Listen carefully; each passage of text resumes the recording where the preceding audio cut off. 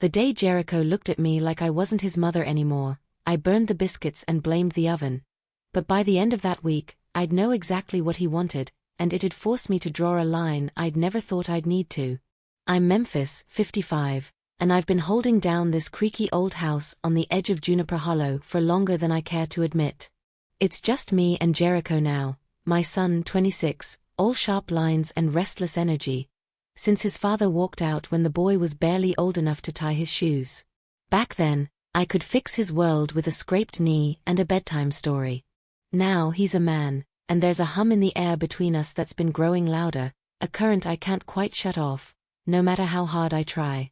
It started on a Saturday in early October, one of those crisp mornings where the air bites just enough to wake you up. I was up before dawn, as usual, padding around the kitchen in my faded blue robe, hair still damp from the shower. The coffee pot gurgled, filling the room with its bitter comfort, and I decided on biscuits. Something simple, something to keep my hands busy and my mind quiet. The oven hummed softly as it preheated, and I was kneading dough on the counter when Jericho came in. He'd been out running, like he does most mornings, and he slipped through the back door shirtless, sweat gleaming on his chest, dark hair sticking to his forehead. He didn't say anything at first, just grabbed a glass from the cupboard and filled it at the sink, his movements slow and deliberate. I kept my eyes on the dough, pressing my palms into it harder than necessary, trying to ground myself. "Morning, Memphis," he said finally, his voice rough from the run. He stopped calling me Mom years ago. Says my name suits me better, like I'm more than just the woman who raised him. It's a small thing, but it sticks with me every time, like a pebble in my shoe I can't shake loose. "Morning," I muttered, glancing up for half a second. Mistake. He was leaning against the counter now, glass in hand, watching me. Not the way he used to, not that distracted, hungry look of a kid waiting for breakfast. This was steady, dark, like he was studying me, and it made my robe feel thinner than it should have. I tugged the collar tighter, heat creeping up my neck. "You're up early," he said, taking a slow sip of water, his eyes never leaving mine. "Couldn't sleep," I replied, turning back to the dough. "Figured I'd get a head start." He didn't respond right away, just stood there, the silence stretching out until it felt like a weight pressing down on me. I could hear the drip of the faucet, the faint tick of the clock above the stove. Then he stepped closer. Close enough I caught the salt of his sweat mixing with the cedar of that cologne he's worn since he was old enough to care about such things, and my hands faltered. "Need help?" he asked, his voice soft, almost teasing, and it threw me more than it should have. A clump of dough stuck to my fingers, and I wiped it off on my apron, avoiding his gaze. "I've got it," I said, sharper than I meant to. "Go clean up. You're a mess." He chuckled, low and easy, and it hit me square in the chest. "You sure? You look like you could use an extra pair of hands." I shot him a look then, meant to be stern, motherly, but he just grinned, that crooked smile he's had since he was a boy, only now it carried something heavier, something I couldn't pin down. "Jericho," I warned, but it came out softer than I wanted, and he raised his hands in mock surrender. All right, he said, backing off. "I'll shower. Don't burn the place down while I'm gone." He disappeared down the hall, and I let out a breath I didn't know I'd been holding. The biscuits went in the oven, and I poured myself a cup of coffee, staring out the window at the gray dawn creeping over the trees. But my mind wouldn't settle. It kept drifting back to him, to that look, that closeness, the way he'd stood so near I could have reached out and touched him if I'd wanted to. And that was the problem. Part of me had wanted to, and I hated myself for it. The oven timer dinged, snapping me out of it, but when I pulled the tray out, the biscuits were dark around the edges, a faint scorch on the bottoms. I cursed under my breath, blaming the ancient appliance, but I knew better. It wasn't the oven. It was me, rattled by Jericho in a way I couldn't shake, distracted by the heat in his eyes that had nothing to do with breakfast. Breakfast was quiet at first. He came back downstairs in a clean shirt and jeans, hair still damp, and we sat across from each other at the scratched-up table that's been here longer than either of us. I pushed the biscuits toward him, along with a jar of honey I'd picked up from the farmer's market last week. "They're a little crispy," I said, apologetic. He took one, broke it open, and smeared some honey on it, not breaking eye contact. "They're perfect," he said, slow and deliberate, and the way he said it made it sound like he wasn't talking about the damn biscuits at all. My stomach flipped, and I hid behind my coffee cup, taking a sip to cover the flush I could feel rising. "So," I said, desperate to fill the silence, "what's on your agenda today?" "Work." He shrugged, leaning back in his chair. "Day off. Thought I'd stick around, maybe fix that porch light you've been mentioning." "I haven't been nagging," I shot back, defensive. "It's been flickering for weeks. I just pointed it out." "Twice a day," he teased, his grin widening. "That's nagging, Memphis." I rolled my eyes, but there was a warmth in my chest I couldn't shake. "Fine. Fix it, then. I'll be out back pulling weeds. Garden's a mess." He nodded, finishing his biscuit, and for a while, we fell into the rhythm of our usual mornings. Plates clinking, coffee cooling, the soft hum of the radio I kept on the counter. But every so often, I'd catch him watching me again, and it'd set my nerves buzzing like a hive of bees had taken up residence in my ribcage. After breakfast, I escaped to the backyard, needing the air, the space. The garden was overgrown, tomato vines sagging under their own weight, weeds choking out the herbs I'd planted last spring. I knelt in the dirt, yanking at the intruders with more force than necessary, trying to focus on the task, on the feel of the earth under my nails. But my mind kept drifting. Jericho wasn't a kid anymore, that much was clear. He'd filled out over the years, gone from the lanky boy who'd trip over his own feet to this man who moved with a quiet confidence I envied. He'd had jobs, mechanic gigs, construction stints, girlfriends who'd come and go, a life beyond these walls, but he always came back. Said he liked it here, liked keeping an eye on me. I'd laugh it off, tell him I didn't need babysitting, but lately his keeping an eye felt less like duty and more like something else, something that made my pulse kick up for reasons I didn't want to name. The sun climbed higher, and I heard the screen door creak open behind me. I didn't turn around, just kept tugging at a stubborn dandelion, but I knew it was him. His shadow fell over me, long and lean, and I could feel his presence like a weight. "Need a hand?" he asked, crouching beside me. His knee brushed mine, and I flinched, though I tried to hide it. "I'm fine," I said, voice tight. "Thought you were fixing the light." "Already did," he replied, plucking a weed from the dirt with an ease that irritated me.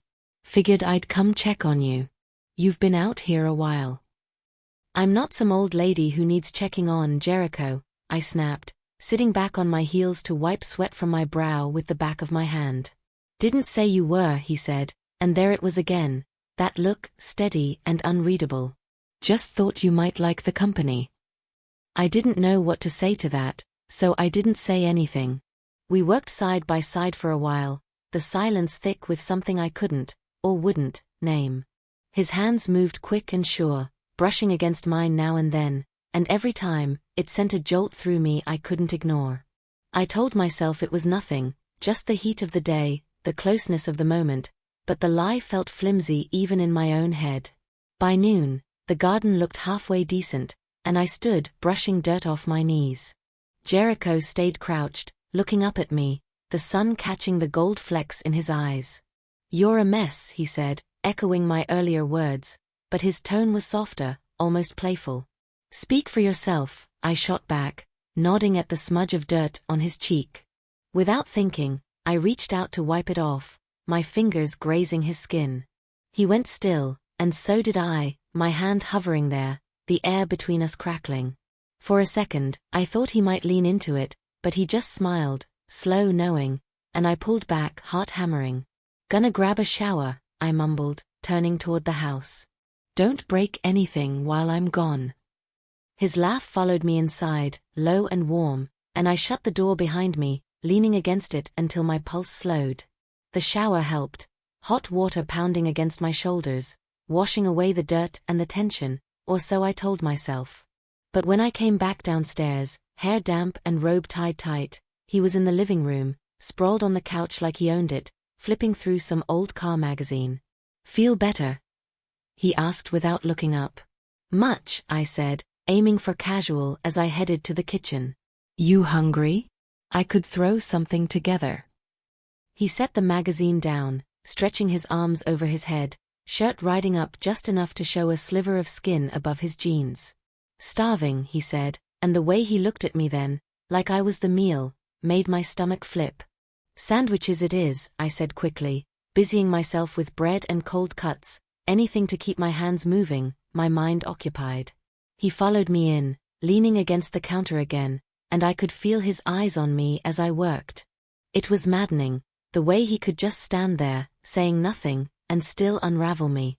We ate at the table again, the afternoon light slanting through the windows, casting long shadows across the floor.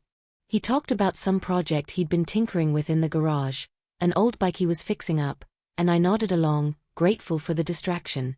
But then he paused, mid-sentence, and reached across the table, his hand brushing mine as he grabbed the salt shaker I hadn't even noticed I'd left out of reach. "You're jumpy today," he said, casual, but his fingers lingered a beat too long before he pulled back. "I am not," I lied, shoving a bite of sandwich in my mouth to avoid saying more. He smirked, like he knew better, and we finished eating in a silence that felt heavier than it should have. Afterward, I cleared the plates, and he stayed put, watching me move around the kitchen. I was rinsing a glass when he came up behind me. Quiet, too quiet, and I nearly dropped it. "Jericho," I said, half turning, "what are you?" "Relax," he cut in, his voice soft as he reached past me to grab a dish towel. His arm brushed my side, and I froze, the heat of him seeping through my robe. "Just helping." "You're not helping," I snapped, stepping away, my breath uneven.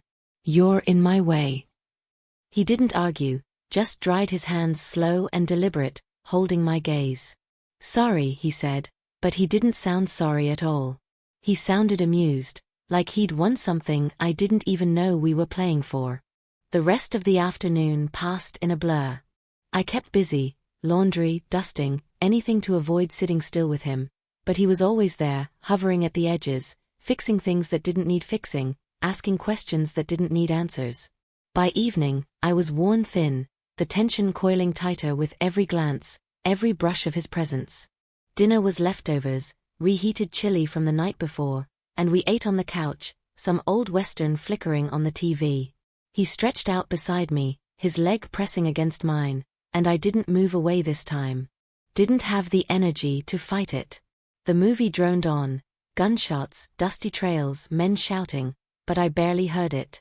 All I could focus on was the warmth of him, the way his breathing synced with mine, the way he'd shift just enough to make me hyper-aware of every inch between us.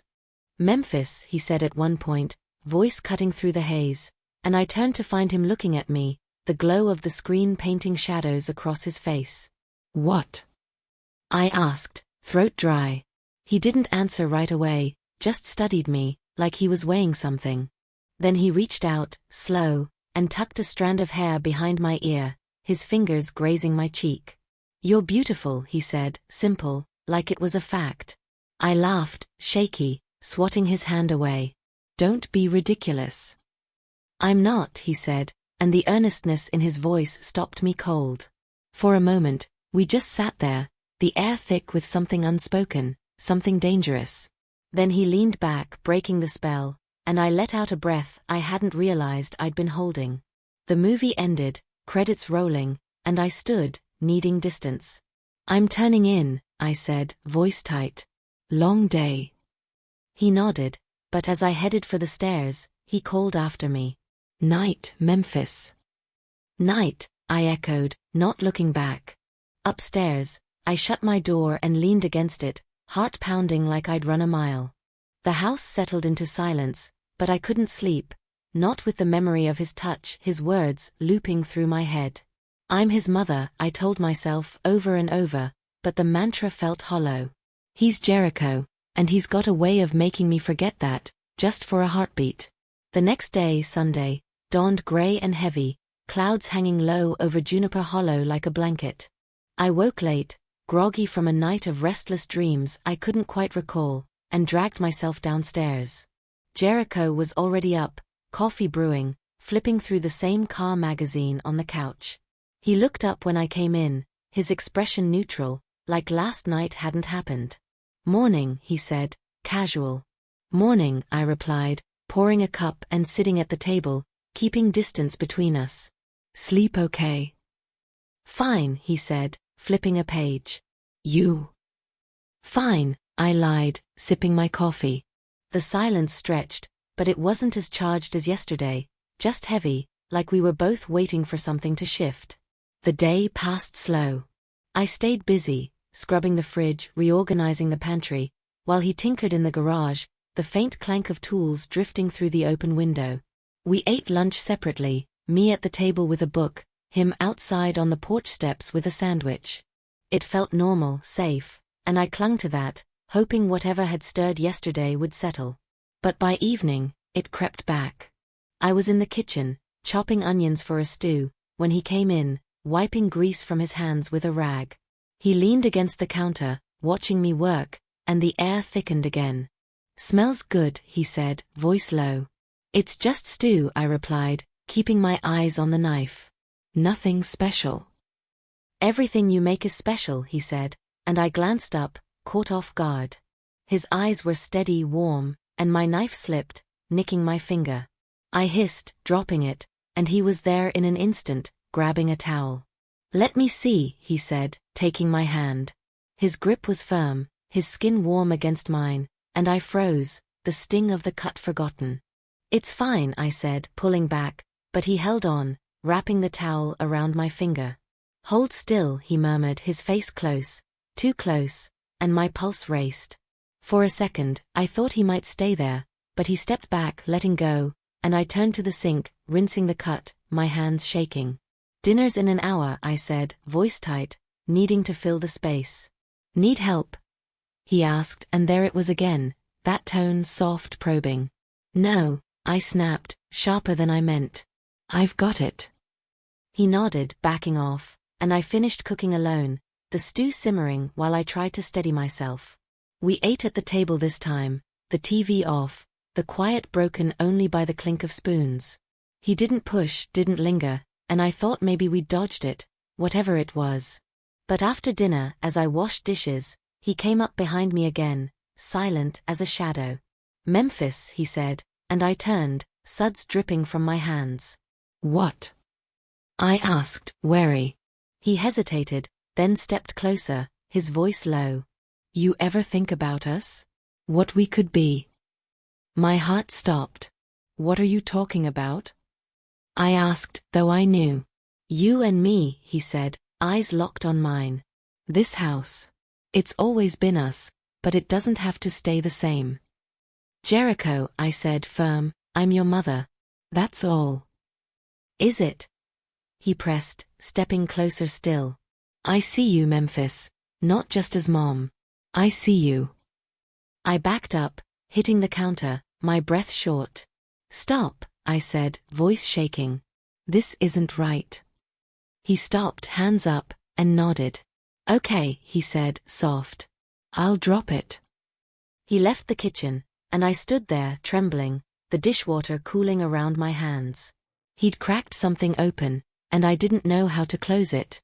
Monday came, and I threw myself into routine. I had a shift at the library, part-time, shelving books, and it was a relief to be out of the house.